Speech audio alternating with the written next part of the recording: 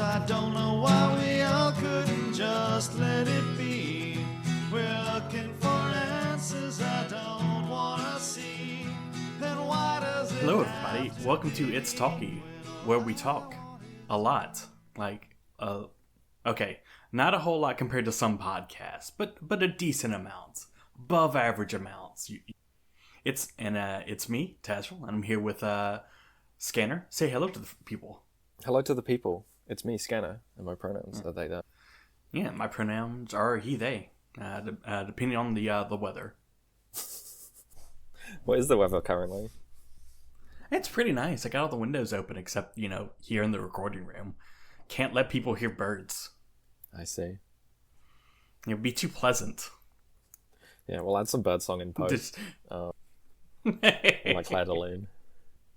No. If we put Claire de Lune, then people will think this is like an Expedition 33 podcast. Oh, fuck, yeah. There's no AI involved in the production of this podcast, by the way. True. I have to click no, there was not every time I upload a podcast. Like, no. AI couldn't handle this. Could AI handle being this wrong constantly? I'd think not. But hey, we're gonna talk about some Walky. But first, should we talk about the box office? Yeah, let's delve into the box office. Yeah, let's delve into. It's not just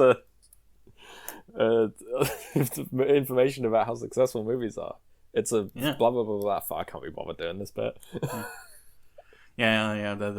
You do your whole bit, and then we say the number one movie is Charlie's Angels. Yeah. It was an enjoyable, campy, a popcorn film, and it has no lasting effect on the on anything. Yeah, they should do like an all-male remake of Charlie's Angels. I think.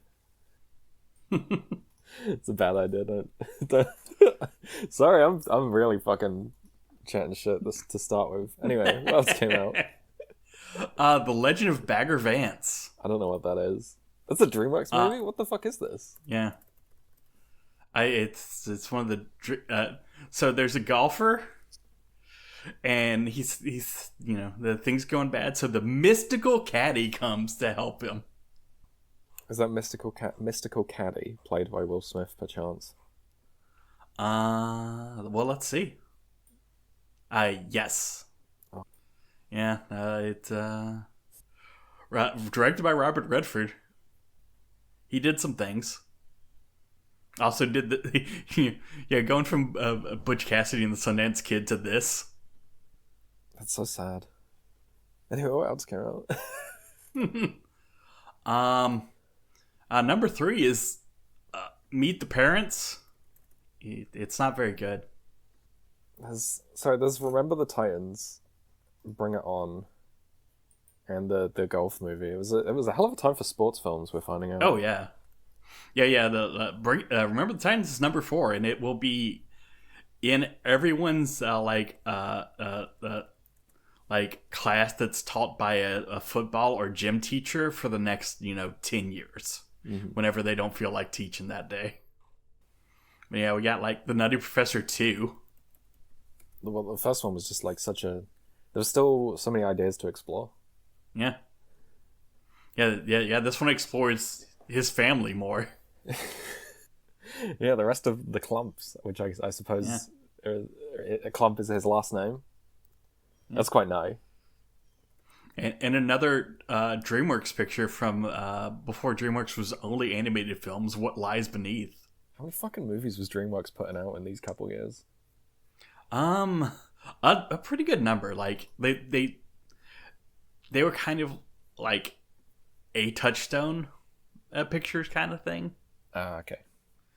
Yeah, that gives us our quick overview of what was a movie in November 6, 2000.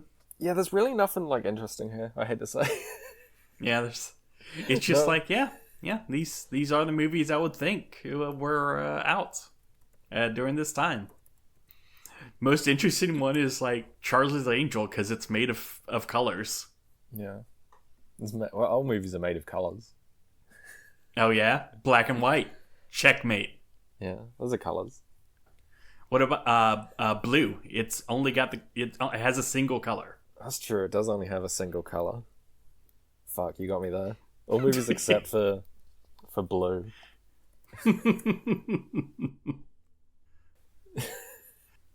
Yeah, that's.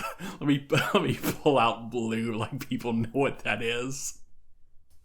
But yeah, let's talk about other things people know about. Billboard Hot 100. Yep. You like the rock and roll, right? I love it. So you love Arms Wide Open by Creed, right? The #1 hit. God, that sucks. I hate that we're in the post-grunge era now. Of the 2000s. Then we got Music with Madonna, #2, Holding Steady. And Kryptonite by Three Doors Down.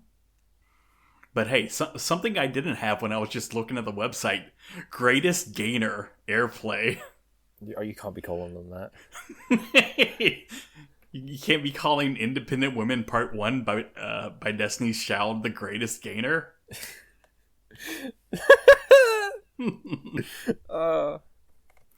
Well, we got Pink still here. Most girls.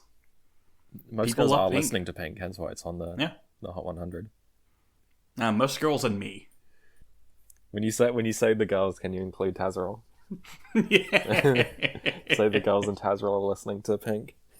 I'm always saying this. Now, the right after Pink, we got NSYNC. This I promise you. And more Destiny's Child, Jumpin'. Yeah, they're putting out a lot of music. Yeah. Look, they knew how to make a song. When did like Beyonce split from Destiny's Child? I don't know. I'd have to look that up. 2003, apparently. Okay, so we've still got a few more years of Destiny's Child being in the Hot 100. Yeah, we got a little whiles. Now we got some Cisco here, Incomplete, number 17, and our greatest gainer, Sales, Dance with Me by Debla Morgan. I don't remember that one, but if it's a greatest gainer, it must be good. Oh fuck, we've got on the right side here. Sorry, we're looking at the archive.org is down, so we're looking at this almanac. And it's a little bit hard to make out, but I see on the right there, I see Stan, which I talked about a couple episodes ago as being the song that term comes from, with Eminem and Dido. And I see Rollin' by Limp Bizkit. Yeah. Rollin'. Hotshot debut, Miss Jackson by Outkast. Oh, hey. Although we're getting further deep, you got stuff like www.memory by Alan Jackson. Don't know what that is, but it is the most 2000s song I can think of. Yeah, I wonder if that had its own website during the .com bubble. Oh, hey, Californication by Red Hot Chili Peppers. Classic. But yeah, that's the music. Sorry, on the Wikipedia page for www.memory, the song uses internet terminology such as "if you feel the need, just click on me," with Jackson directing his fictional lover to a website called www.memory, omitting a required top-level domain. Thank you, whichever fucking nerd on Wikipedia wrote this. And be like, yeah, that website wouldn't work, you idiot. Yeah. And nowadays, it'll be www.memory.re or something. Yeah. We've got so many top-level domains. You don't understand. We do. It's great. And unfortunately, .zone is still the best one. Yeah. That and .pizza. That's a good one. Yeah, true. But tell me, what do you have from the world of music that is the alternative to this? Well, we're still technically at the end of 2000, so there isn't anything like a new out that I haven't talked about already. So I do not have anything this time, but there will be plenty next week. Yeah. All right, that means it's webcomic history time. Oh boy, what are we learning about this week? Okay, so we've learned about really famous things like Funny Farm and stuff. Now for something really obscure. this little thing called Penny Arcade. I've never heard of it. What's a penny arcade? Well, way back in the day, you would go to an arcade and it would only cost a penny. Mm-hmm. Back when I was only in my 40s. But no, Penny Arcade, started in like 1999 by like Jerry Holcombs and Micah Kurlik. And okay, I'm gonna have to have you sit down for this. Get ready. Mm-hmm. What if there's a webcomic about gamers, and there was 2 gamers, and they talked about games a lot, and they were just like 3 to 4 panels long, and they did a bunch of gags. Mm-hmm. Are they quite like smug and above all? Yes. How did you guess? I don't know. It would be like very forward thinking, and they had it and unique to be like that. Like, it was not the first gamer webcomic, but 1998 there was not a lot of competition. Yeah, especially competition that regularly put out updates, which is the secret sauce to doing a webcomic, especially early on, is if you just kept putting out updates, people would come back every day.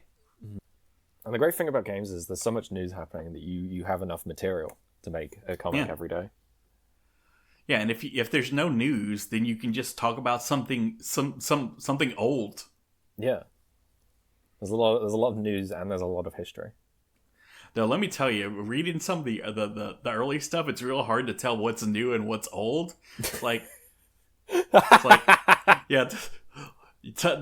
Joke about like the load time for sins, or how uninstalling Myth 2 might delete your hard drive, and I'm like, was this a new joke? I don't remember anymore. Yeah, when did anything come out? Penny Arcade has come unstuck in time. But yeah, and to shock you, Penny Arcade predates Old Man Murray by like a year. Despite both of them being full of the same kind of overly explaining erudite jokes. It was just as the style of the time.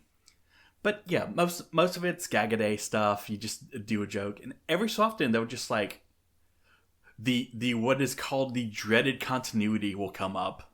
Oh. And they'll do a week where they do a story, and then it is forgotten forever. Sometimes they'll be like, oh yeah, we're just doing a steampunk storyline, and it is all self-contained, or we're gonna have a wordless comic about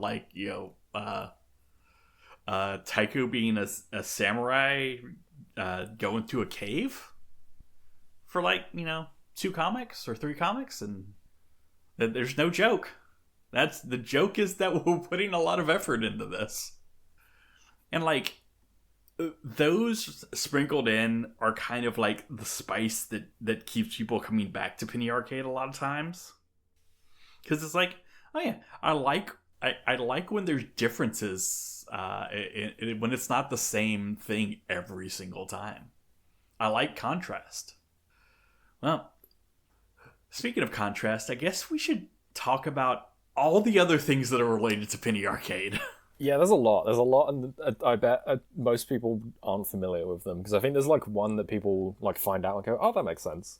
But then there's way more. So yeah, you go. Yeah, let's start with Child's Play.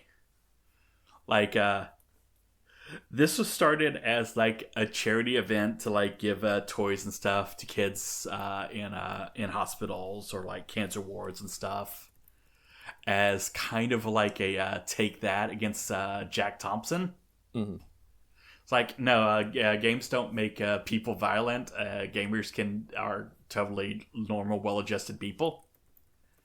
And it's been going on since. It's helped a lot of kids. Expanded way beyond the penny arcade. It's kind of like self-sufficient at this point. Mm-hmm. And then another thing that penny arcade brought to us, the greater internet fuckwad theory, back in 2004. The most proven wrong theory that has ever been proven wrong. Because it's, oh yeah, the internet plus anonymity means people are assholes on the internet.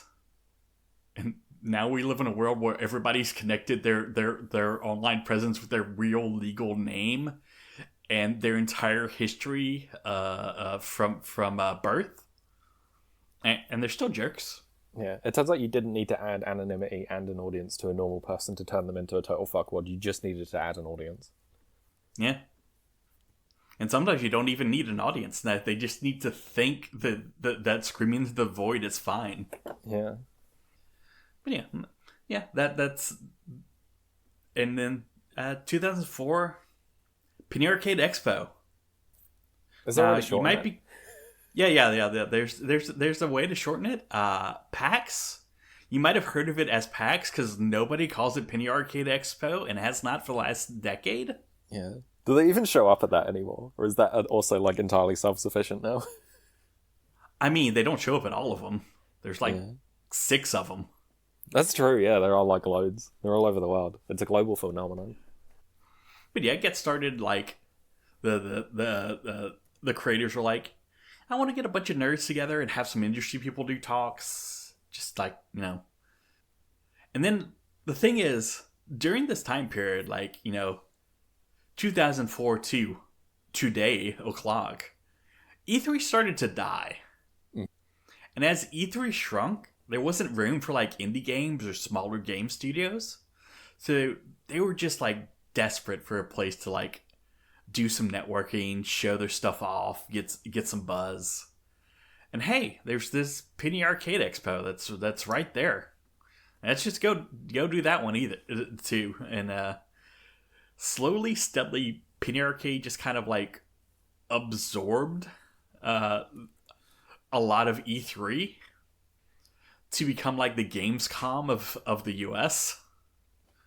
And to fuel that, they also started doing a bunch of events all across the US and one in Australia, just so it's technically international. And it just kind of became an industry staple, part of the rounds you make when you're showing off your games and all that.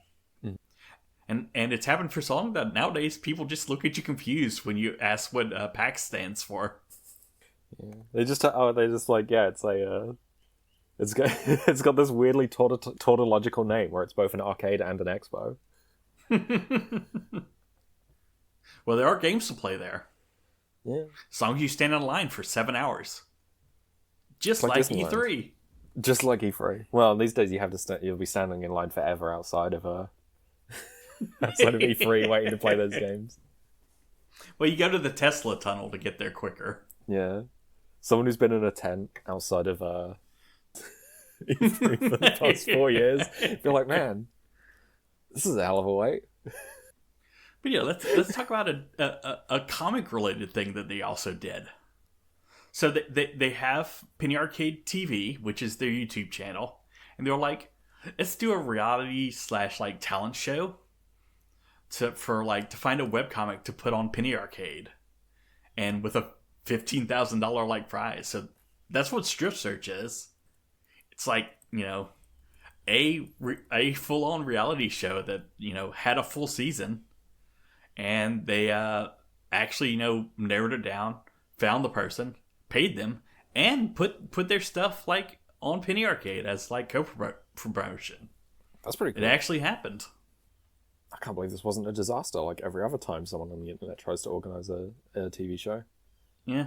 Well. Let's see how that webcomic's going. Oh no. It was called Camp Weedonwantcha. Mm-hmm. All one word, spelled funny, mm-hmm. Of course. And it was by Katie Rice, and it lasted. It was just like, summer camp. Kids are forced to fend for themselves with no adults. So much so that they just drop like supplies by the airplane. That kind of jokes and stuff. Yeah.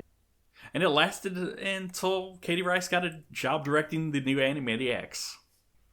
And now the website no longer exists, and all links to from Penny Arcade to it or references to it are dead. Damn. Well, hey, let's talk about another Penny Arcade joint.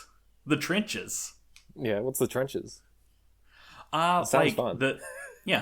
Like it was by like the Penny Arcade guys and Steve Kurtz of like PvP fame.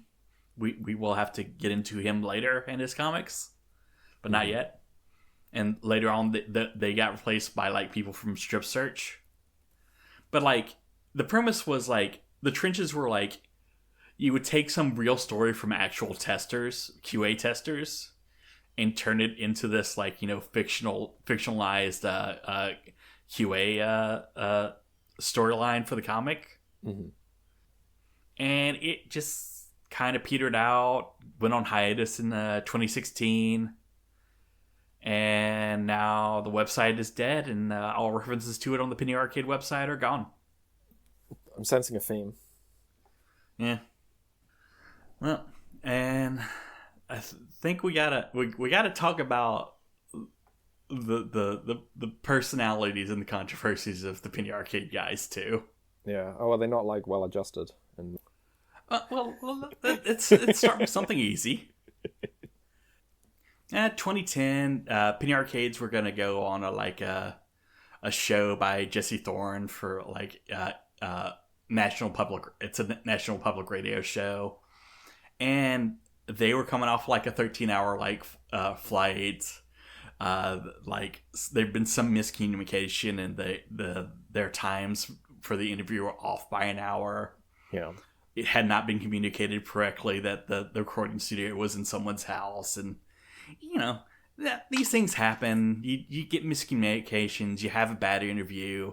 It just didn't work out. And thing is, while that bad interview was still just sitting in the editing vault, nobody really knew what to do with it. They were like, it didn't work out.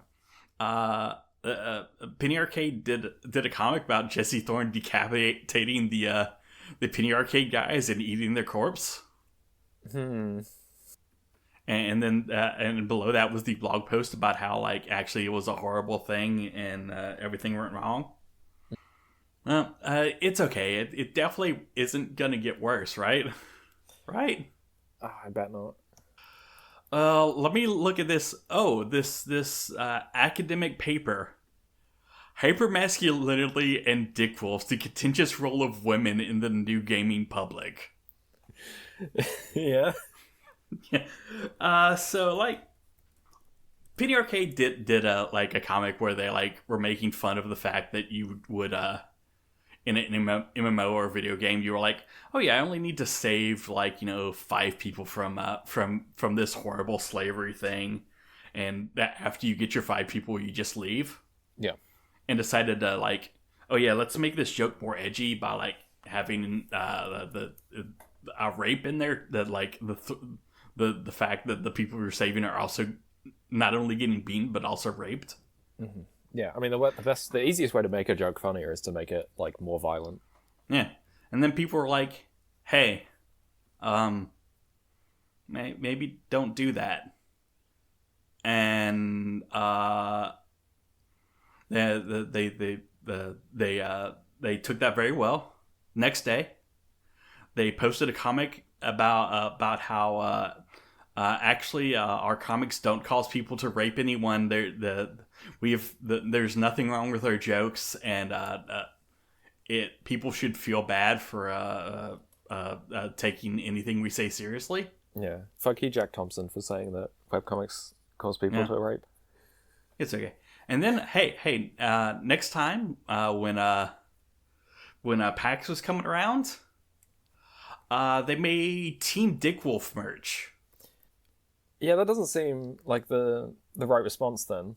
If you're like, yeah, we didn't. It's just a funny joke to then also be like, yeah, you want to You want to support the fictional?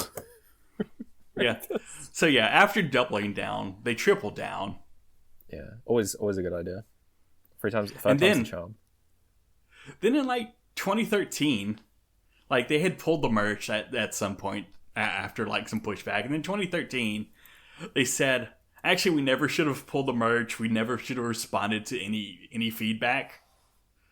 And so 4 years straight of being like completely hung up on this. And they did not let it go. And then it literally almost like people were pulling out of packs. And they lost one of their like people who worked on the website. And they were like, oh, okay, we're just gonna never talk about this again. So yeah, that's that should give you a general idea of the tone of Penny Arcade. It is the most Gen X thing you can think of. It really is.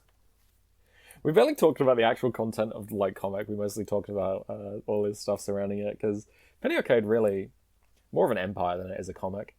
Yeah.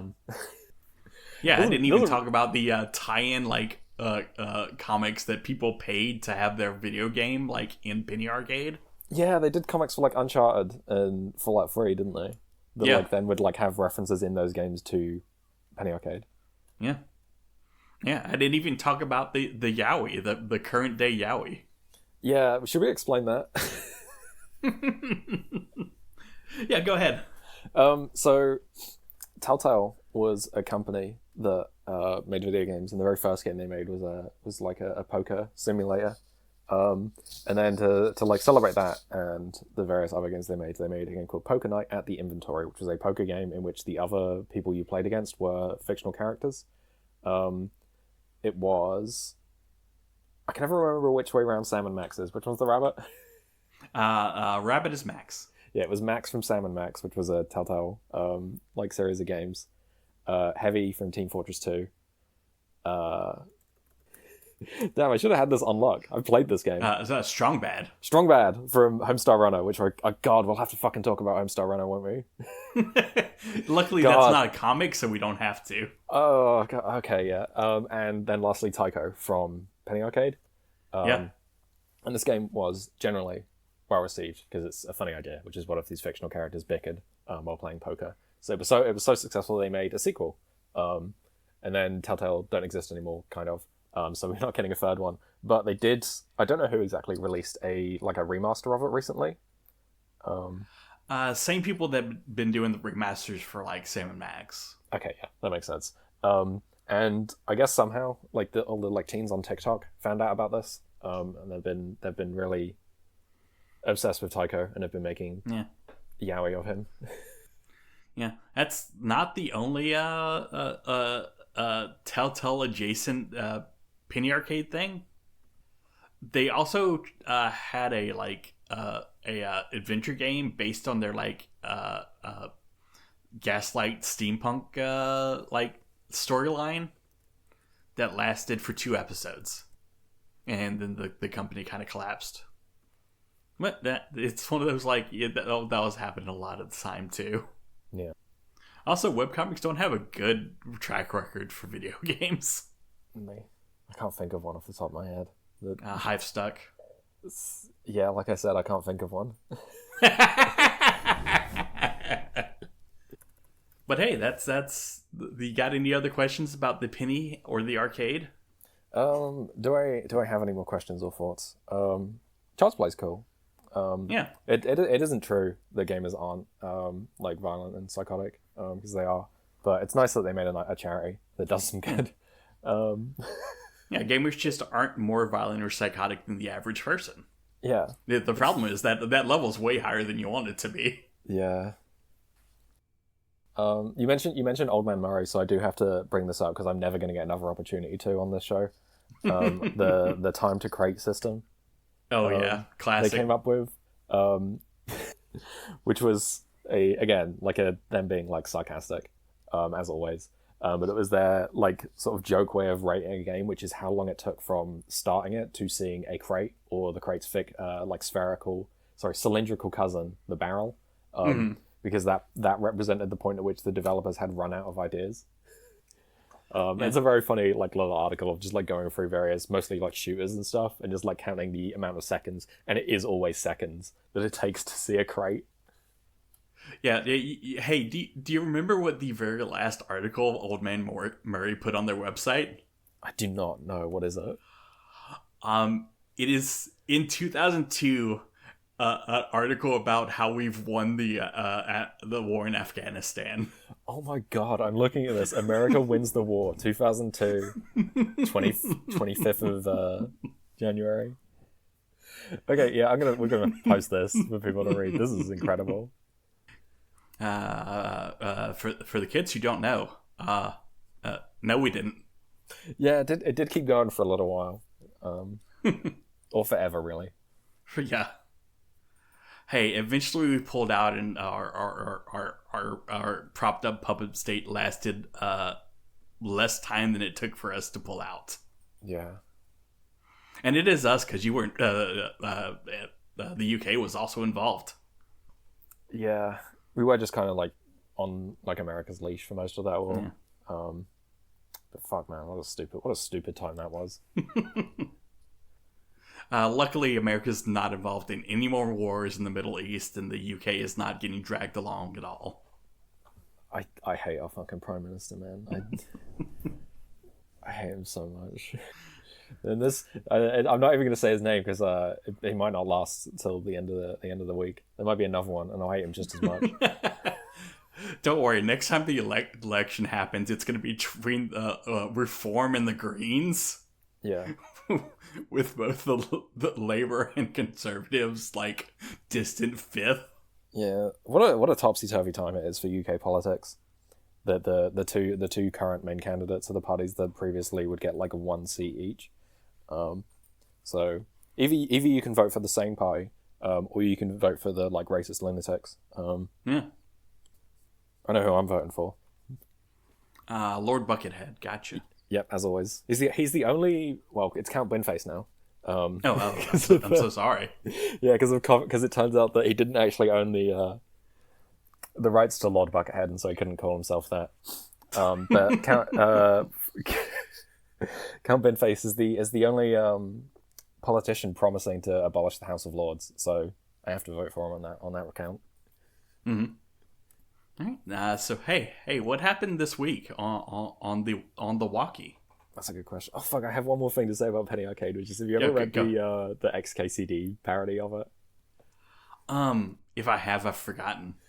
It's great. It's a 3-page strip where it like gives up after the first panel. Sorry, where it's like a poorly drawn. I've just got it up on my screen. It's like a poorly drawn version of the characters where they go, "What? Sony has plenty of launch titles lined up that aren't lame sequels." And Tiger goes, "Name one." And furthermore, and then just like the like text just like completely fills the next two. In fact, it spills off where it goes, "I can't do this. I can't parody Penny Arcade. I've got nothing on those guys. They're a class act. They know their audience. They know exactly what they're doing. Gabe experiments with his art, always bold and fresh about trying to perform. Tucko's writing continues to astound day after day. I can just see him reading my uncultured swill masquerading as his florid prose. But he's not angry, no. He's sitting at his desk, smiling that condescending half smile. The corner of his mouth belying the self-assurance of a writer who never misplaces a word. His firm hands rest easily on the keyboard, his right thumb caressing the spacebar gently as I enter the room. He knows I know without turning around, and I'm too nervous to speak, but I don't have to. He understands. I can see it in the way his eyes play over me, reading my fears and doubts in a glance and washing them away with a knowing smile. Then he's on his feet. He's in front of me, and I don't feel the electric jolt I expected as our hands meet. It's just warm and right. As I sink into his eyes, I feel a hand on my shoulder, and I see Tucker smile at someone behind me. Gabe is standing there, grinning that mischievous grin, and twirling his beloved cardboard tube between his fingers. The night has just begun. Anyway, let's talk about let's talk about It's Walky. Let's talky. Yeah. Let's talk the walk. Where's my recap? Here we go. So I'll include where we start and end for today. This time on It's Walking. Squad 128. Teach Joyce what sex is. Walky takes Beef and Sal to meet their parents. Zhao has a long chat with her biological mother, where we learn about the history of Semi. Her biological mother, Linda, was the original alien fighter. She helped fight Martians and set up Semi to continue fighting aliens. You may notice there that I've delineated Martians and aliens, which is something we'll have to keep in mind. In this flashback from Linda, we also see a mysterious UFO, which is a creation of the Martians that will come up later. The Walkerton family in Squad 128 celebrate Christmas. Walky continues to fail to confess his feelings for Joyce. Head Alien deploys his new weapon, a monkey mech. Head Alien and Monkey Mech bicker, but manage to successfully steal that Martian UFO, although not without losing the Mecha Monkey's mecha body. And that's it for this week. Yeah. Yeah, there's going to be some stuff going on. A lot of setup. Mm-hmm. But first... we learn a lot of history in this one. About Semi, although not what it stands for yet. And... I'm sure we'll find out eventually. Yeah, there's intriguing stuff. But I don't know where it's going just yet. But first, we gotta explain to Joyce what sex is. Yeah, she doesn't know. She's like Dante. But we will learn that Joyce doesn't know what sex is because she's watching Sailor Moon. Yeah, that was coming out, I guess, at the time. It was on TV. It wouldn't stop being on TV until like the middle of the aughts, but also it got into like earlier and earlier time slots. Would you believe I've never seen it? Oh wow. True. You do hate anime. Yeah, I'm too young for it. I wasn't alive when it was available to watch, and now I'd have to torrent it, and torrenting's too hard for me because I'm a young teenager. Yeah. I'm scared.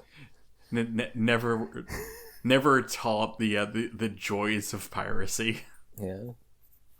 Just would watch like YouTube with the illegal YouTube upload that's like in a little corner with like 13 filters on it. Yeah, the only way I know how to watch Sailor Moon now is in like short form content mode, where it's like vertically cropped and it's sort of like a 1 minute long clip that's captioned something completely incorrectly, and there's completely different music to what the original scene has playing over the existing music. And it's got like a weirdly like smeary AI filter. I fucking hate YouTube, man. Well, it's okay. It's 60 frames per second now, as all animation belongs to be. Yeah, we can finally see the Tuxedo Mask fight scene at 60 FPS. Yeah, we've got like Jason trying to explain what a lesbian is to Joyce. That just bounces off of her. The Sailor Scouts aren't all boy crazy. In fact, those two don't seem to like boys at all. They're lesbians. Is that in Europe? No, their sexual preference. I prefer to be a girl too. No, for intercourse. I talk to both genders. This is good. Yeah, good little. She's just perfect parrying everything. Yeah, she's stupid and innocent. She doesn't quite get it. And Lesbos is in Europe. That's true. It is. That's where we get the name from. Yeah, Lesbosians. But yeah, you got Jason and Sal both planning to like toss this off to each other because they have somehow been turned into Team Mom and Team Dad. Yeah. I don't know, choices. Obviously, she's had her mind wiped, but she is an adult, guys. Can you just show her like a book that just explains this to her? Yeah, it's not going to go well as we see, but like, I don't need this bickering. But also we get Alex and Dina for half a second. We do. I don't know how to feel about this one. I especially don't like the one later, but this one is I mean, this is real as fuck, this first part at least, which is Alex is looking at like Robovac movie news, despite not caring about Robovac. That's real as fuck, honestly. Mm-hmm. Like, I need to know what's going on, but I'm not going to actually watch this because I don't like it. But yeah, Alex complains that nowadays comics feature too many girls with impossibly huge breasts. She prefers more realistically scaled women like you. And then Dina goes, thanks, I think. Looking down. I don't know how to quite feel about this. It's funny. But there's some sorry. It is the very basic, yes, this is someone who's not thinking and putting their foot in their mouth. But next we go to important question. Do we have to tell Walky what the birds and the bees are? He knows, but I don't think he understands. But yeah, they keep like Joyce keeps, single frame dodging it until finally, hey, maybe we should let Mike do it. What's the worst that could happen? Don't let Mike do anything. He tried to kill a dog with hammers. Although I do like the art style shift for Joyce explaining how she thinks babies come. Yeah, that's quite cute. Where it's her depiction of it, and it's done with the lightest grey marker, I think is how it's drawn. Yeah. Where the magical fairy comes down from Rainbow and waves her pixie wand over the young woman, and the fairy says, "Now you have a beautiful baby child. It's a good thing you have a husband who can help love and support him." Yeah, and evidently this is based on Willis's vague memories of what he thought when he was little. Yeah, we got a little explanation from the author here, who obviously grew up in a religious and sheltered environment. About this. I'm reminded of how I thought babies were made when I was little. Elementary school little, and thankfully not a teenager. I have a crazy sexual repression history, but it wasn't quite that bad. I thought women just popped out babies automatically once they hit 22. Obviously, they'd be married by then, so there'd be a family waiting for this child. You just sort of get married at 21. It's a thing. And apparently there's no genetic inheritance going on, I guess, because clearly all human children aren't clones of the asexually reproducing mother. And the father has no input, as there is no intercourse involved, because I didn't know that was a thing yet, so folks are just folks. Whatevs. It's not a baby-making theory that withstands much scrutiny, but what are you going to do? Making fun of elementary schoolers for being not correct. Yeah, they should start teaching them earlier. I don't mean that. I do wonder where this comes from with Joyce, considering how memory's been wiped. When did she come up with this theory? Is this a theory she had pre-mind wipe that she's recalling as she seems to slowly recover her memory, or did she invent this in the past 2 weeks? Yeah. It's honestly hard to tell. Yeah. Because she's definitely her previous self is definitely still bouncing around in there, influencing her current self. Mm-hmm. Yeah, it's interesting the way that Joyce is written here, because she's written very similar to how she was before, but without the main thing that drove that, which is the fact that she was religious. That was why she was very naive. That's why she was very averse to sex and stuff, and the way she acted. Now without that, she's having a mind wipe, she's acting in the same way, but it's not as motivated. Sorry, what were you gonna say? Yeah, she's also lost her boy craziness. Yeah, that's gone. Although it does come back briefly at the end of this section. Now we also get a half a Sunday strip where Honeybun's here for some reason. Yeah, he's in a soap opera for some reason. I assume this is just what Honeybun's going to get up to, just antics in the background. They're never going to be an important antagonist again or anything. Yeah, don't worry about it. Put a pin in that for short packed. Oh God. I thought that was about Toys R Us. What do you mean there's a giant mutant monster attacking them in there? Just wait till you find out all the things that are in short do they work at the Toys R Us? Yes. It's not called Toys R Us, but yes. Okay, understood. But yeah, Joyce finally gets the most dry clinical explanation of what a sex is and breaks down.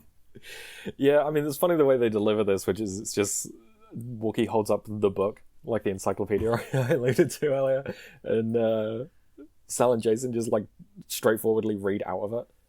That's pretty funny. So I asked them to hold the book still. And yeah, she kind of freaks out about this.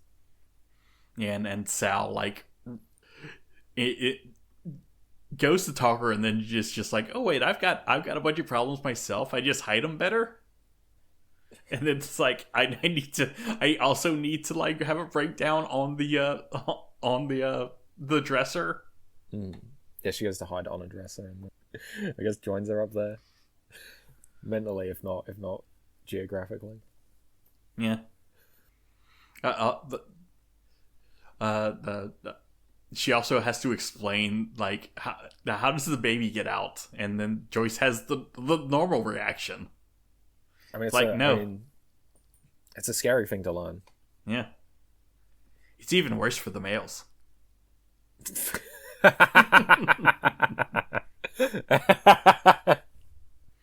yeah, Joyce decides it's finally time to like neuter Danny. Sorry, Daniel. Yeah. And then Superman comic. Yeah, well, he's reading the Superman comic, and it's. I mean, this is quite impressive, the way that this has been recreated. I know it was probably done like after the fact, in like when this is being re-uploaded rather than originally, but still, they get the like the halftone stuff and everything. Yeah. It's pretty cool. Look, people love a halftone. But yeah, it's Christmas time. Time to meet the parents. This will not go wrong. Walky takes Sal to meet his and technically her parents, which is a nice thing for him to do. Yeah, because it's Christmas is coming up. Why does Sal get 4 parents? I mean, she's down to 2 now. True. I don't think she's ever had 4 simultaneously. They also take beef, which is cute because like yeah, they like him and Walky like did grow up together, so they may not be biologically related, but they are still twins in a sense. So this is I don't know. I thought that was nice. They're like, oh yeah, he would go with them. They're a family. Also, he doesn't fit in the truck, which is pretty funny. He's like sitting in the back of it. Yeah. It is important that he is always too big, no matter what scene he's in. Yeah. It's like, and Gamagori and Kill la Kill. He's like always bigger than everyone else in the scene. Yeah, exactly. They do manhandle Sal all the way there, but then she escapes because she always knows how to climb anything. Yeah, she darts up into a tree like a cat. It's pretty impressive. Yeah. It's more impressive she knows how to get back down. Unlike a cat. Yeah, we get a short thing of Mike being a jerk to Joyce, but with porn. Yeah, he comes to see what Mike and Jason are doing, and my TV to porn in order to scare her off. Yeah. What is starting to think Mike's a jerk. He really is. And I don't know. As has been talked about before, I don't like to see Joyce mistreated. It feels bad to me. Well, it's okay. Nothing bad is going to happen to Joyce ever again. Don't look at 2 weeks from now where there's one thing called anti-Joyce. But yeah, we meet the parents. We got and it is put 100% forward that the Walkies are a mixed race. Yeah, that's cool. Instead of just ambiguously brown, they're brown ambiguous. I don't know. Like, it's nice to see in a comic this early, people of color be like represented without like an issue. It's just a like fact. It's nice. I like it. Also, do you like the little thing that's like, how can you have a long lost twin sister? I think I'd notice Beef's change in gender at least. Yeah, we get a comment after that from Walky that's like, maybe Sal has a penis. Don't know how to take that. Yeah, given the... that one's you do less with that one. Yeah, given the author's like views at the times, I don't know what they meant by that, or if it's just like what a ridiculous concept that would be. How absurd. Mm-hmm. It doesn't go anywhere, so it's just left there as like something that like stood out to me, and I was like, okay. Yeah, the author's commentary on that one is just like a gif of lean back your chair until you're invisible. Yeah, which it's funny. It's just it doesn't like elucidate anything else, I guess, from what they meant if they knew what they meant. Yeah. Alright, the next thing is Walky wants to find out where his monkey plush is. Mr. Monkey. But it's dead. Yeah, its tail came off, so they gave it away to the Salvation Army. It's like a monkey doesn't need a tail. It's still a monkey without it. It's still a perfectly functional plush. Yeah, and we get a little background thing of him, with his little monkey, and it's adorable. It is cute. I do enjoy all these child drawings. Look at Billy with her big head. Yeah. Billy mentioned, yippee. Yeah.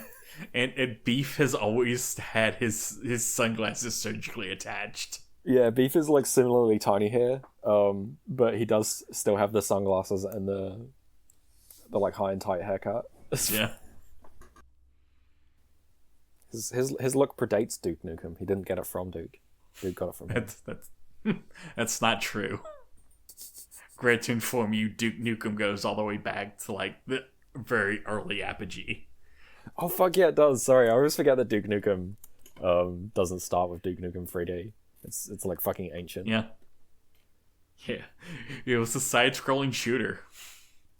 It wasn't very good, but that's true of most side-scrolling shooters on the PC at the time. Yeah, before first-person shooters were, Duke Nukem waited for them. It's like finding about Castle Wolfenstein, that was before Wolfenstein 3D. Yeah. We talk a lot about fucking boomer shooters on this podcast, don't we? Maybe we are the like gamers sitting on the couch. Look, I have an excuse. I am the boomer. Yeah. I mean, I have played these games. I don't know why. I wasn't playing like Nintendogs or whatever. It would have been appropriate for me to when I was a child. But for some reason I have played Quake and Quake 2 and Duke Nukem 3D. I mean, you could pick them up for like $1 or so. That's true. I would find them with people selling like entire CD collections. They would just have Quake 2 in a CD case because that's how games came at the time. Just in there. Yeah. Oh damn, Quake 2. Yeah, I wonder if I've got more Nine Inch Nails songs. Oh, that's a shame. They should have got fucking Trent Reznor back for Quake 2. I do like the maybe for Quake 5. Yeah, that would be pretty cool. If they did another Quake, to get Nine Inch Nails, or it would be Trent Reznor and Atticus Ross now because they're the soundtrack people to do the soundtrack for it. But they got I can never remember the name of the band, but it's a band that mostly does video game soundtracks to do the soundtrack for Quake 2, and it is good. It's just it's not Nine Inch Nails, and it's not the sort of like overbearing like electronic drone stuff from Quake 1, which is awesome, by the way. Yeah, Quake 2's a better video game, but the vibes are less than the weird like slapdash throw everything together into a kitchen sink Quake. And hey, this level castle, next level spaceship. Why? Don't worry about it. Some enemies are dark evil knights. Some just got chainsaws for hands. Don't worry about it. Yeah, fuck it. Just throw anything in there as long as it's dark and edgy. It does have an immaculate fucking vibe. Anyway, where are we at in this comic? With Linda going out, sitting on the porch bench and being like, "Do you always run away from your insecurities?" To trick Sal to pop out, and it works. It's pretty clever. She knows her daughter very well, despite having never met her. I like this. I like how Linda is in this. Yeah. Also enjoy Sal just being upside down during most of this conversation. Yeah, it's pretty fun. She's just hanging there, and then Linda talks her out and asks her to give her a hug. Yeah, and Linda's like, "Your hair's so messy. You're wearing a trashy jacket. Do you call that makeup? And are those alien bloodstains on your pants?" Yeah. She knows about the aliens. Oh my goodness. Why would she know about those? Well, we'll find out. And we find out, pretty much immediately with the flashback to Reno, Nevada. The biggest little city. What if you wanted Las Vegas but worse? Yeah.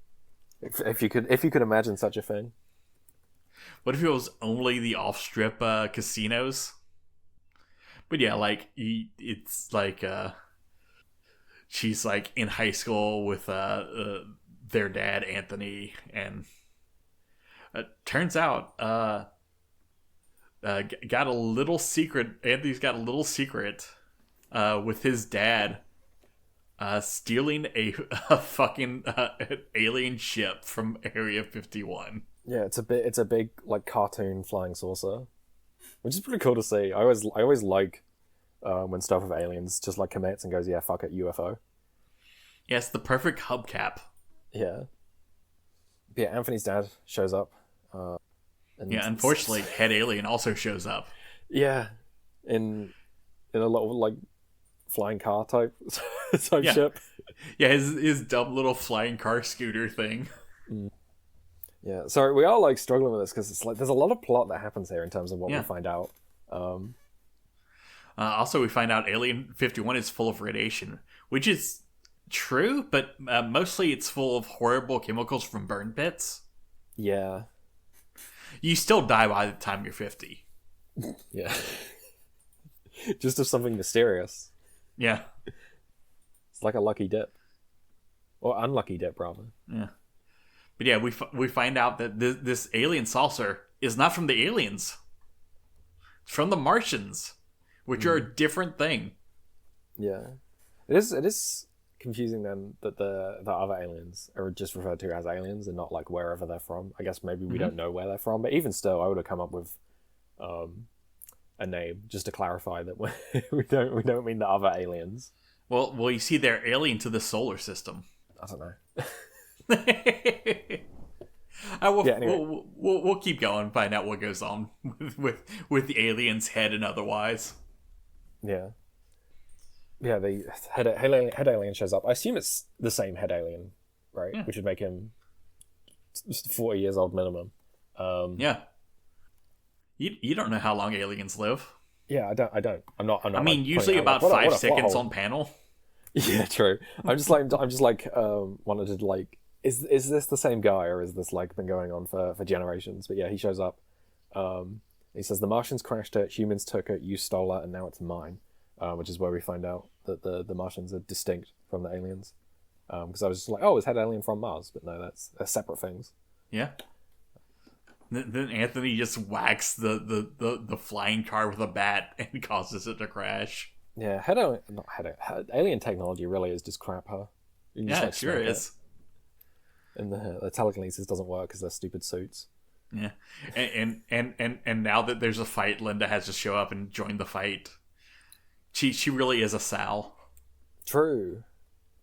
God, yeah, they're like mother like daughter. It's very sweet. Though we haven't seen her climb out a window once. Yeah.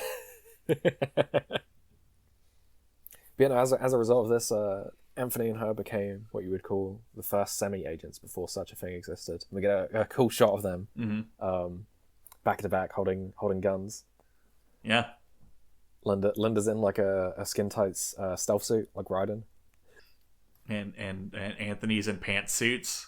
Yeah. In a pantsuit, just to jump, just the overalls.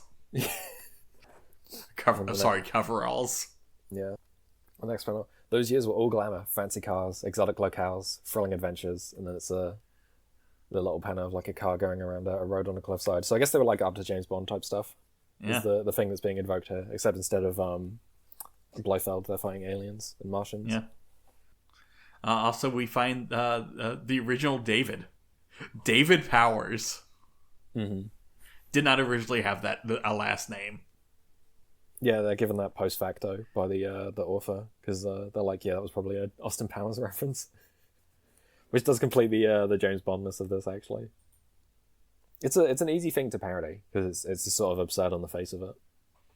But yeah, she like had some kind of relationship with David, and then he got killed by the Martians.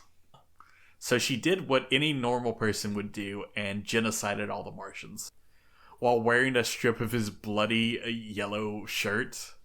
Yeah, we get the origin of the yellow stripe here, which is quite silly. She finds the tatters of David Powers' yellow trousers and ties it around her midsection. and that then became a symbol of extraterrestrial oppression punished, which is quite a wordy phrase. Why did she tie that around her waist? Not like her head as a headband. That's a very good question. Yeah, it does. I don't know. It's very silly. I get what it's doing, which is just it's like giving an explanation for a thing, but it's like I could have just assumed that was the uniform. They just came up with that at like a meeting. There's a reason Mike Willis calls it the Paul Bunyanist explanation. Yeah, it's very contrived. I mean, that is what I don't know. I saw that and I couldn't help but think of like all of the like prequels and stuff that get made now, where they show you like how Han Solo gets his name and his iconic blaster. They just like have to show you the origin of everything, even if it was like better left unexplained or easily intuited from the facts that we already knew. We need to explain the origin of why he at one point says there's 3 computers in the Millennium Falcon, and it's the worst explanation ever. Yeah. God, what an awful movie. Not the worst Star Trek movie. That's only because the Ewok movies exist. Yeah, it's not the worst Star Wars movie, only because the movie after it, Rise of Skywalker, exists. Also true. But yeah, no, that's we learn a lot here about the origin of Semi, which is that it was founded not necessarily by these two, but they were like the first like 2 sort of agents to like fight back against the Martians and the aliens. We learn that they're distinct things. We don't know what the Martians look like or what they were really up to, other than that they have flying saucers and they were on Earth. We do see a little glimpse of tentacle when Linda's punching them. So I guess they're like Cthulhu's or something. You'll find out later. I'll find out later. As I said, we learn a lot here, but we also like a lot of this is mysterious. Including, in fact, Sal asks, how did Beef get involved in the family then?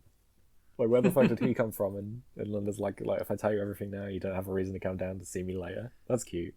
Yeah. Yeah, and then Sal gets like overstimulated by having parents that like her and has to leave. Poor girl. Everyone opens presents. We get just some snow comics. Yeah, opens presents. We have some snow comics. Oh yeah, and Walky gets a kiss on the cheek from Joyce. Yeah, because he's sitting under the mistletoe. Mm-hmm. Is this the first time they've kissed? Yes. Yeah, they're still not technically in a relationship because neither of them is confessed to the other, but they do kiss, which is cute. We'll get to this with the next section, but I really would like to see them just like actually be a couple rather than like the will they won't they bullshit, just like pushed on and on. Who knows when that will happen? Don't look at the banner over the website. I know what happens. I'm just like I want it to happen now. Get it over with. I want to see them be a cute couple. I don't want to see them be annoying and be like, oh, how do I tell her that I love her? Just fucking do it, dude. And then you can like go to like the pet store and stuff again, which is the like stuff I liked. Mm-hmm. We get a joke here that I quite like, followed by a joke I don't really care for. Mm-hmm. When they're building the snowman, which is that they build a mum and dad and their 2.5 children, and the half child is just represented by like a single snowman ball rather than 2. That's pretty funny. But then we also see that Walky has built their illegal immigrant housekeeper who's holding a broom. I don't care for that. It's a joke. I don't know what they meant by that. It's okay. Then we get a worse joke right afterwards. Yeah, as I mentioned earlier, when we saw Alex and Dina the first time, Hooper shows up, who's the semi-agent that was going mental with the chainsaw last time. Who only speaks in internet slang. Yeah, you are semi-agent. Okay. Yeah, he talks in like AOL speak, as is specified, I think. Here. Yeah, AOL is destroying the world. And then he proceeds to just like sexually assault Dina off screen, admittedly, but like still really like unpleasant. I think we got to kill Hooper. Yeah, I'm really not a fan so far of like how women have been treated by this comic, this section, like this especially. Last time with like Billy, and it's not like what's the word I'm looking for? I can't. It's not done like with like bad intent, but like the like all the stuff about like Sailor Moon at the start and the jokes about them being lesbians or whatever is like, it's like, what do you mean by that? Like, what is there a further like joke you're making beyond the fact that like, yeah, they are kind of gay? I don't know. The way that women are treated here, it's like sitting wrong with me, and it's like the worst it's sat with me in a while. It's like regressed a little bit. I don't know how you feel. Look, I don't know. It's still better than the Billy Glasses arc, I'm gonna say. Yeah, I mean it's better than that, but also that was just last time. Yeah, that was literally last time. Yeah, but like we're at like a low point for the comic in terms of this stuff. Yeah. Like a lot of times the guy's supposed to be the butt of the joke, but the joke's not good. Yeah. Yeah, it's not funny enough to warrant the existence of it. which is an unbelievably fucking mean thing for me to say. I apologize, but it's like I'm pretty sure Willis would also agree, but like, yeah. Yeah, obviously. Just should not have done that. Yeah, I don't know. I'm like, it does make me like wonder though. Is it gonna like continue to get worse for a while, or is it like, is this the low point? Yeah, we'll have to find out.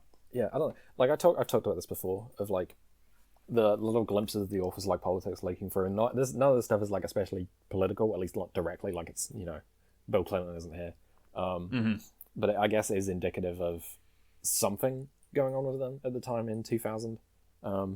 At least, if not in terms of like how they felt about women, it's in terms of how they felt about like making jokes about sexual assault. Yeah, which is that they're just very crude here. The joke is that it happens, and I don't know, it's a shame. I hope this goes away and I hope it gets better. Look, it probably is not going to get worse. Yeah. Anyway, speaking of getting better, now we got some jokes about shitting. Yep, we got poop jokes.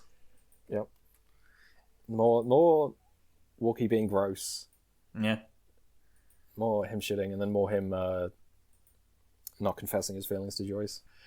Yeah, like he's definitely afraid of confronting his own emotions. Yeah. On the other hand, while he's 8,000 like Taco Bell orders and paying for it, Joyce is like thinking about, wait, why do I care so much about this guy? Yeah, she's sitting outside the bathroom door, and she goes, Walkerton's been in there for an hour. I hope he's okay. I keep feeling he's hiding things from me, which doesn't make sense. Normally he's so extroverted. On the other hand, why am I caring so much? And both me and the author in the commentary go, how is this working? Yes. Why is this the thing that's like making her think about maybe she loves Walky? What's wrong with you, girl? Look, he's got the worst game, but somehow he's still pulling out a win. Yeah, I don't know. It's like because they're both quite childish and whimsical. When he's being childish and whimsical, that I understand what works there. But when he's like just being gross, I'm like, no, that's Joyce shouldn't like that. Joyce, please have better taste. Yeah. Unfortunately, she's never been known for her taste in men. She really hasn't. But there's never been great pickings. Really, Walky's the best one. As long as they can like fix his diet, like. I think they'd make a great couple. I hope that's what Joyce and Walky is about. Look, if you take away his like horrible diet, he's just gonna like shrivel up and die. It's like that like joke about like the king brings the 110-year-old guy in to ask how he survives so long, and talked about his like diet of like 3 potatoes a day, and then feeds him like a kingly lunch and kills him instantly. And then we get Mike drinking. We do. I didn't quite understand this at first, but the way this develops is that Jason and Mike go to a bar. Jason has a little quip about appreciating imported beer because he can tolerate America's politics, its sitcoms, and even sometimes its natives, but not its beer. That's real as fuck, honestly. American beer is fucking... It's not great. Yeah, true. But yeah, Mike is also drinking, and he like looks up happily at Jason. And first I thought like what this meant was that he's like an alcoholic. That's why he's like so grumpy all the time, and now why he's happy. But it seems as though the way it like alcohol makes him nice. Yeah. Yes. He's the opposite of an angry drunk. Yeah, some people alcohol makes mean. But since he's mean all the time, alcohol has to make him nice. Yeah, he's an angry sober. Yeah, and then we get Walky just fumbling the ball. Just like Joyce says, Walkerton, do you have feelings for me? And Walky's just like, no. Wow, that was easier than I thought. Oh, no. Again, I was complaining about this, but that's pretty funny. A bit of like saying the wrong thing and be like, damn, I did it. Oh, fuck, wait, no, I did the opposite of what I was meant to do. Somehow his moves were working and he still just fumbles it at the last second. Yeah. God, what an idiot. Again, it's like the plot here kind of all over the place and like wheel spinning a bit, but like there's some good jokes in this bit. It's not all bad. It's quite funny. But hey, we got the crack ship of Joyce and Jason. Yeah, because Walky has turned her down. She's decided that she's back to being boy crazy, at least for a little bit. So just latches onto Jason, which honestly he doesn't care for. Mike tries to be nice, and that immediately just like scares her away, as it should. Yeah. Yeah, I hope this Mike being a nice when he's drunk won't come back many, many times and be mined to its absolute last ounce. Okay. I'll keep that in mind. Meanwhile, Sal's been going through Semi's files and she finds Linda's old one. Yeah. Which we don't see a full section of, but we do see her looking at a section which mentions mental episodes. And she talks about this with Walky, although we don't learn a lot here in terms of what this means, I suppose. Yeah. It's set up, but there's no payoff just yet. Yeah, there will be payoff later. Mm-hmm. Yeah, I'm not saying it's bad that there's no payoff yet. I'm intrigued as to where this is going. Of like, what do these mental episodes involve? Are they, genetic? What does this mean for Walky and Sal in terms of how they behave, all the things that's going to happen to them? It's intriguing. It's just but as a result, they had. Not as a result. While she's talking with Walky about this, Walky talks about, trying to confess to Joyce. And Sal just like pushes him into her room while she's sleeping. Yeah, Sal, what were you thinking? Yeah, this is not a good idea, and then how it plays out is especially bad, which is that Joyce like sort of like rolls out of bed and then onto Walky, and so he just like lets her while embracing him. Mm-hmm. It's uncomfortable. It's not like the worst thing that's happened, as we've mentioned, but like it is uncomfortable. Well, it's okay. We've got a palate cleanser. Monkey. Yeah. He's alive. Yeah, Head Alien is back with another plan. He's built a giant robotic monkey. It's monkey, not truck. Yeah.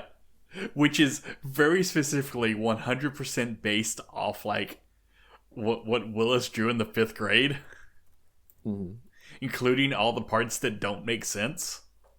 Yeah. So you can make fun of your past self and mine it for jokes.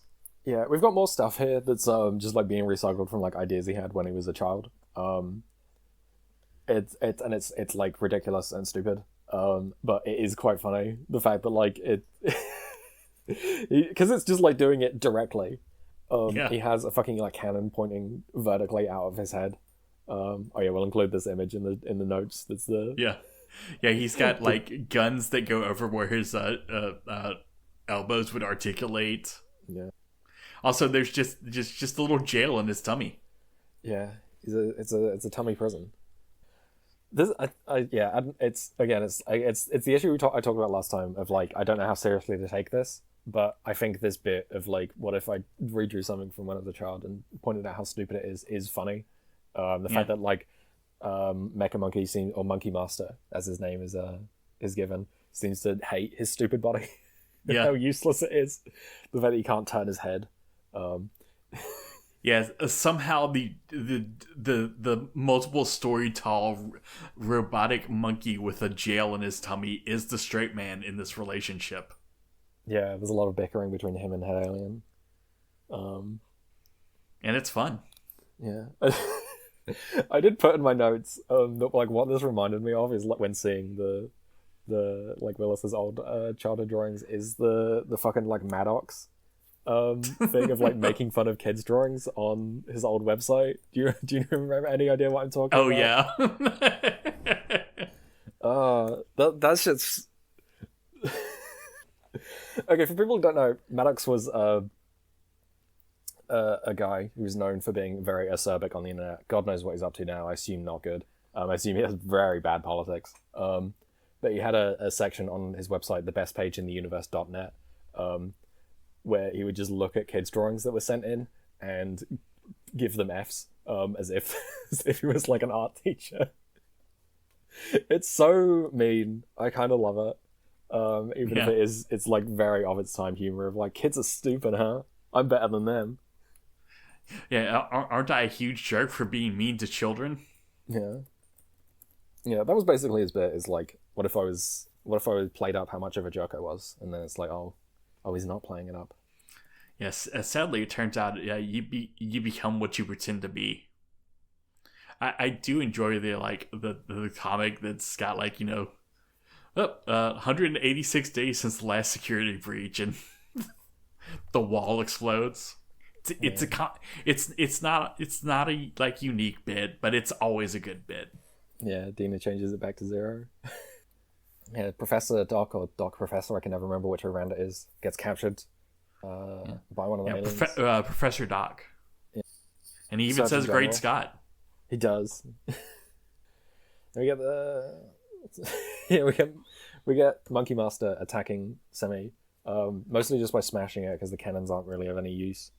Mm-hmm. Well, just wait till you find out what's inside those cannons. Yeah. But also, I still enjoy that Semi's secret base has Semi on it in 3-story tall letters. It's so big. This is the first time we've seen it in scale with anything, and it's fucking enormous. The sign. But I know, Big Boss is in the tummy prison. Yeah. You were saying? I don't know what I was saying. Okay, fair enough. There's a lot of stuff going on here. There's a lot of action and things fighting. Yeah. And somehow Walky's flying. He shouldn't be doing that. I guess he is a pilot. This came up a few episodes ago when he flew when he stole that plane and flew to Head Alien. Yeah. To learn about the secret twin reveal. I guess he can fly. Or at the very least can fly forward enough to land some shots on Monkey Master. Well, he has crashed every plane he's piloted so far. Yeah. And we get payoff again, where it's him shooting him and he's crying and he goes, "Is that Mr. Monkey?" Then we get him radioing in, and I don't know if this is just him not knowing how to use the radio, or if it's just him saying funny things on the radio because it's a comedy strip. But he calls in, goes, "Roger Dodger Daisy Wilco 10-4 out." I don't know if that's him being a bad pilot, or if it's just that's Semi's air code. No, I think it's just him being a child. Okay. What's your vector, Victor? Do we have Clarence? And somehow Sal does not disappear between the crash and anyone else getting out, shocking everyone involved. Yeah, he just prepares for ramming speed and goes straight for the Mega Monkey's head, which does seem to make him dizzy, but does also send the plane careening into the ground. And yeah, as you say, Sal does not run off because she's learning. She's learning she has to be on a team and not just kill people. Also, we get to where they have to get through the electric fence, and we get this one thing from Willis. Strips like this make 36-year-old me think, man, I could do this so much cooler now. And sometimes my brain starts writing. Then I think of something like that I'd have to wait for many years. Speaking of doing shitty things better, Gentleman of Age turns 5 today. I do. This is quite funny that because they've crashed, they're just outside of Semi and they can't get past the fence. Mm-hmm. I do like this stupid logistical problem that they've encountered. But then, oh no, Head Alien has it. He has the UFO. Yeah. The saucer. The saucer. What's a Martian empire? Yeah, he says, Monkey Master's leering down and he's floating above it in the UFO. He says, I now possess the single key to the greatest empire that ever lived. The secrets of the Martians are mine, along with this world. What could that be? Yeah. Yeah, we'll have to find out. In the next major book, The Martian Empire. Yeah, all of Sammy's confused here because they haven't been given classified information about the Martians. Even Sal doesn't seem to know much despite having previously learned of them. She just knows Linda fought them. Also, we learned that there's Simi Junior High. Yeah. Yes, I don't know. These child soldiers are getting more and more awkward.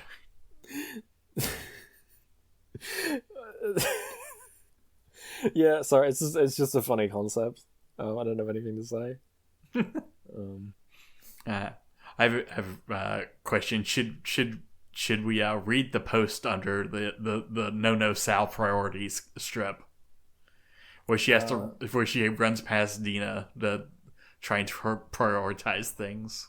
Yeah. Oh, yeah. Sorry. Yeah, this was great. I have this in my notes. Where Sal is sent up to the rooftop to get a better shot at the ape, and she runs past Dina, who's unconscious or maybe dead. Yeah, we don't know yet. In the rubble of the building, because she has priorities. And the author says here, I think I just realized, like, maybe 5 minutes ago, as I was scanning the strip, what Sal's ever-warring rules versus heart dawn of justice argument in her head was probably about. Even if it wasn't super obvious to me at the time, I mean, let's just say you know this kid, and he was raised to follow a certain set of rules, maybe given to him by some third party who isn't really around to explain itself, and it's imparted on him constantly, that if you don't do the rules right, you go to the bad place. And there's not really a lot of justification for these rules, other than wanting to avoid the bad place. Otherwise, it seems just pretty logical to just accept people, but you can't accept people. That's bad, even though it feels righter and logically is way righter, but those goddamn fucking rules are all you fucking know. You have to be consistent. You have to. You can't just ignore this one little tiny thing and accept people, because you have to honor the whole.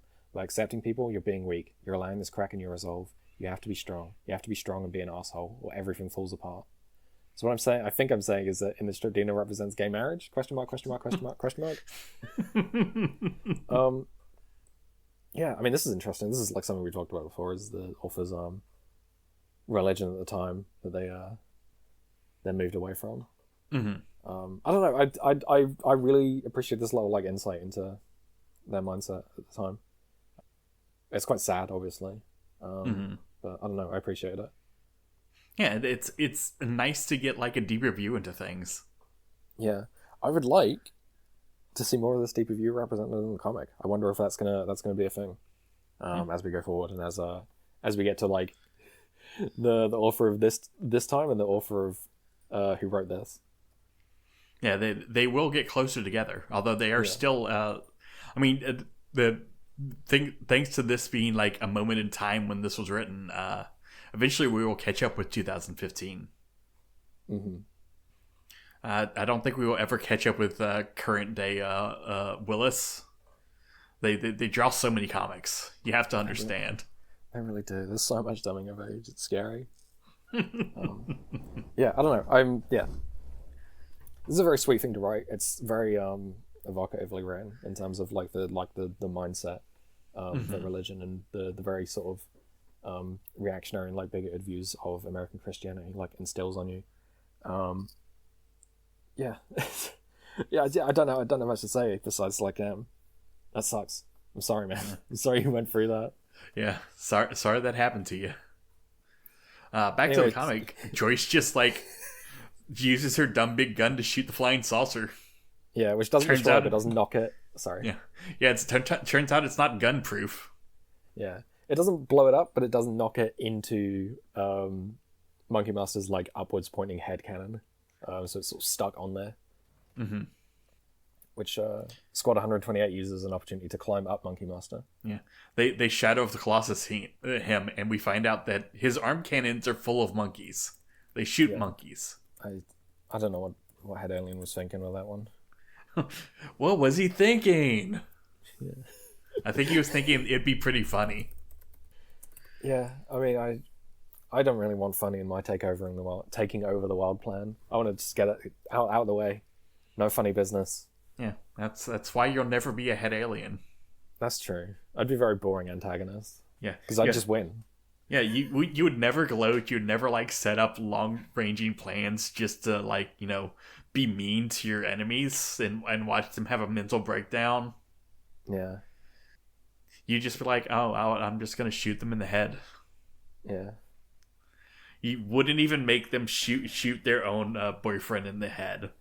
Yeah, I just blow them up with the the stuff I have.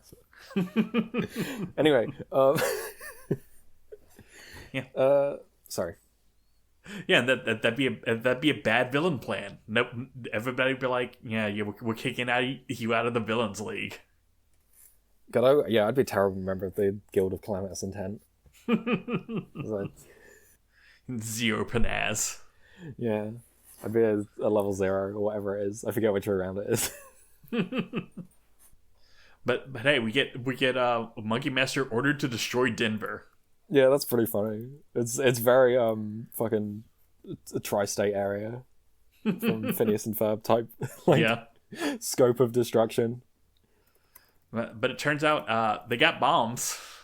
They can blow themselves up. Or they could, just set the bombs and leave. Yeah, which does end up being the plan. But first they're going to try and rescue Big Boss from Tummy Prison. Yeah. Which ends up being very easy because he can fit through the bars. But he wants to sacrifice himself so much. Yeah, and so does Sal, kind of. He manages to talk her into sacrificing herself for no reason also. Yeah, a lot of people wanting to sacrifice themselves for the greater good. Yeah, despite it not at all being act with integrity. But... Yeah, it does. Yeah, it is echoing that. You're right. I don't. Yeah, I'm stumbling through my words. I apologize, but like the self-sacrifice here is like hard to read exactly how it's being felt because it's obviously completely unnecessary. So it's like, is that the point? The fact that they're just like impulsively like suicidal, and sort of desperate to, make it so that if they die, like it's for a reason, despite it not being the case, or is this like actually they do need to sacrifice themselves and it's just kind of like clumsily presented? Regardless, it is a theme.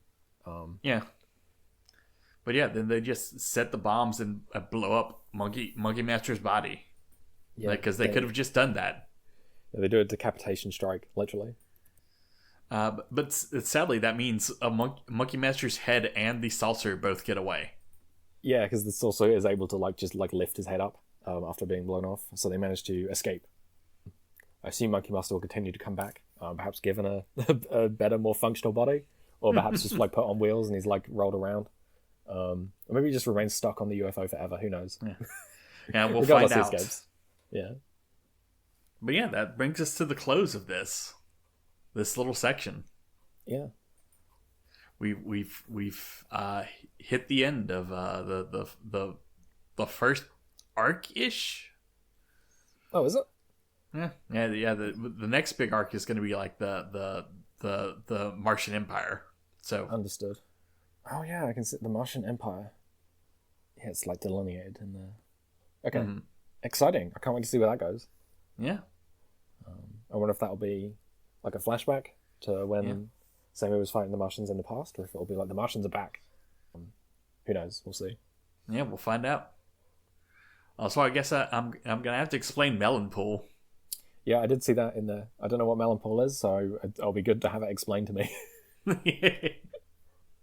Alright, so imagine if you put a watermelon in the pool. Mm-hmm. And they got nice and cool, and you ate it, and it was like a nice, cool treat. That would be lovely. I could go for that right now. But yeah, we've got a lot of things set up this week. Some things just kind of spin the wheels, such as Joyce and Walky's relationship. Mm-hmm. We invented a new bit for Mike. Monkey Master is here. He will be important later. I know spoilers, but the Monkey Master does come back. I assume so. I assume everything's going to come back. Each time more serious than the last. First as fast, then as tragedy. First as fast, then as tragedy. Yeah, that is the webcomic way. Fuck, that would have been a great fucking name for this podcast. Look, if we ever just move this to being a general like webcomic podcast, we'll change the name to that. Got it, yeah, absolutely. Fuck, man, I'm so clever. All right, every listener, you can't steal it. We wrote it down. I put it in an envelope with a stamp on it and mailed it to myself. Yeah. TM, copyright, registered trademark. I own this. No one can own it until 70 years after I die. It's mine. And Taz's. The secret trick there is that you will never die. As you know, you're a sort of like immortal, ageless being that's been around for thousands of years so far. As it is, as it will ever be. But yeah, that was this section. Not all great, but not all bad. There's a lot of plot moving. There's a lot of melodrama, especially towards the end here, regarding sound and stuff. It doesn't all work for me here, but it's setting things up, and so I'm intrigued as to where that goes. And I don't know, I'd like to see more of that. As I've talked about before, the action doesn't really compel me, but the melodrama around it does, as does the relationship stuff with Joyce and Walky, because I like those two. I like how silly those two are. They're viewed together. I just want to see more of them together. Make them kiss. Yeah, make them kiss properly this time. Yeah. Anything else you want to bring up? It's a good question. Let me look for my notes. Yeah, there's one thing which is there's like a second mention of lesbianism. I can't remember where it is because it's first with the Sailor Moon stuff, and then second I can't remember where. I think it's interesting that this is the first time queerness has been not represented but like alluded to in the story. Obviously there was Ruth and Billy previously, but that's written after and then reinserted back in. And it's presented without bigotry really.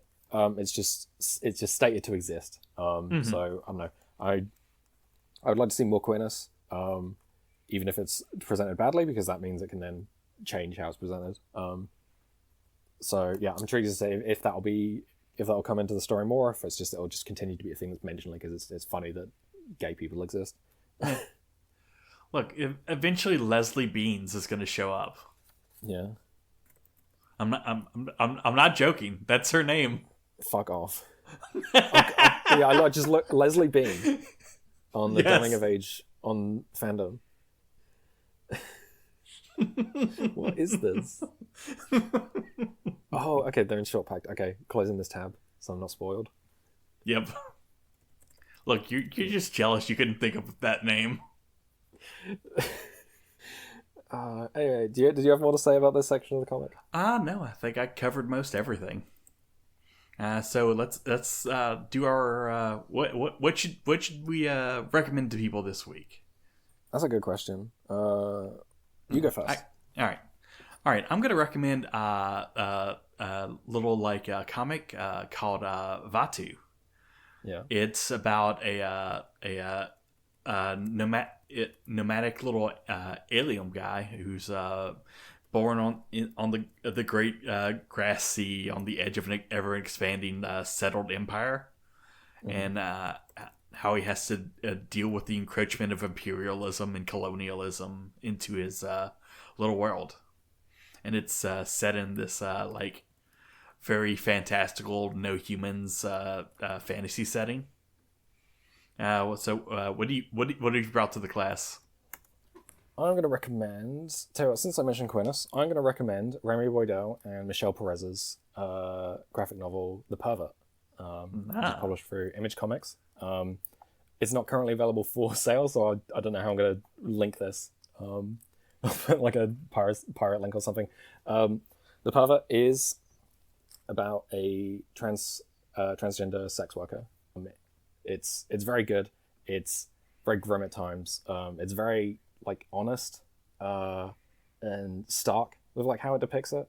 It's as I said, really fucking sad at times. Also but I don't know. It's difficult to talk about just because it's such a the stuff it shows is so heavy in terms of subject matter. But I think if you want to see, as I said, a really honest depiction of the difficulties of being transgender in this specific instance, you can't do better. It's great. Remy Boydell, I will have to say, purely so I can put this in the link dump, is the person who drew the person's persona in the hospital with black mold poisoning. So if you the listener have seen that image, that's the artist. So classically trained. Yeah. So that's my recommendation: is Michelle Perez's and Remy Boydell's The Pervert. All right, folks. That's been a Walky. We'll see you all same Walky time, same Walky RSS feed. Bye-bye. I see the future coming, but I don't know what to do with you now that you're mine. And everything's ending, we don't have the time. I must have been out of my mind, 'cause I finally have something I